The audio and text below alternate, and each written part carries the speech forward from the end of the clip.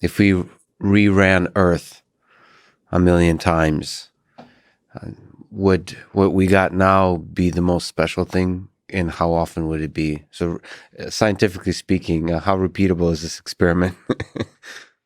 So this whole cognitive revolution, Yes. maybe not. Maybe not. Basically, I feel that the longevity of, dinosaurs suggests that it was not quite inevitable that we humans eventually made it. Well, you're also implying one thing here. You're implying that humans also don't have this longevity.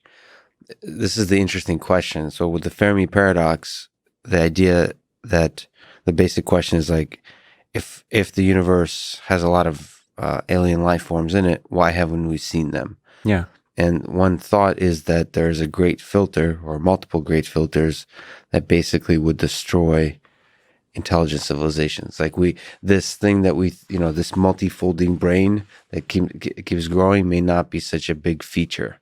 It might be useful for survival, but it takes us down a side road that is a very short one with a quick dead end. What do you think about that? So I think the universe is enormous, not just in space, but also in time. And the pretense that, the last blink of an instant that we've been able to send radio waves is when somebody should have been paying attention to our planet is a little ridiculous. So what I love about Star Wars is a long, long time ago in a galaxy far, far away. It's not like some distant future. It's a long, long time ago. What I love about it is that basically says, evolution and civilization are just so recent on Earth. Like there's countless other planets that have probably all kinds of life forms, multicellular perhaps, and so on and so forth. But the fact that humanity has only been listening and emitting for just this tiny little blink means that any of these, alien civilizations would need to be paying attention to every single insignificant planet out there. And, again, the movie Contact and the book is just so beautiful. This whole concept of we don't need to travel physically. We can travel as light. We can send instructions for people to create machines that will allow us to beam down light and recreate ourselves. And in the book, the aliens actually take over. Yes. They're not as friendly. But, this concept that we have to eventually go and conquer every planet. I think that, yes, we will become a galactic species. So you have a hope. Well, you said think. So of course. Now that we've made it so far. So you feel like we've made it? Oh gosh, I feel that cognition, the cognition as an evolutionary trait, has won over in our planet. There's no doubt that we've made it. So basically, humans have won the battle for dominance. It wasn't necessarily the case with dinosaurs. Yes, there's some claims of intelligence, and if you look at Jurassic Park, yeah, sure, whatever. But they just don't have the hardware for it. Yeah. And humans have the hardware. There's no doubt that mammals have a dramatically improved hardware for cognition over dinosaurs.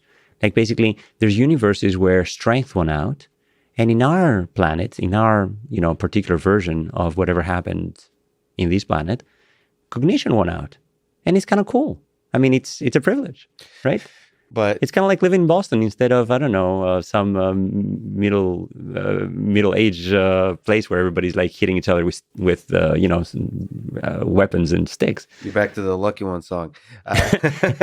We are the lucky ones. But the flip side of that is that this hardware also allows us to develop weapons and methods of destroying ourselves. So I want to go back to Pinker. Yeah. And the better angels of our nature. The whole concept that civilization and the act of civilizing has dramatically reduced violence. Dramatically. If you look, at every scale, as soon as organization comes, the state basically owns the right to violence. Yes. And eventually, the state gives that right of governance to the people. but violence has been eliminated by that state. So this whole concept of central governance and people agreeing to live together and share responsibilities and duties and, all of that is something that has led so much to less violence, less death, less suffering, less, poverty, less, war. I mean, yes, we have the capability to destroy ourselves, but the arc of civilization has led to much, much less destruction, much, much less war, and much more peace. And of course, there's blips back and forth, and, there are setbacks. But again, the moral arc of the universe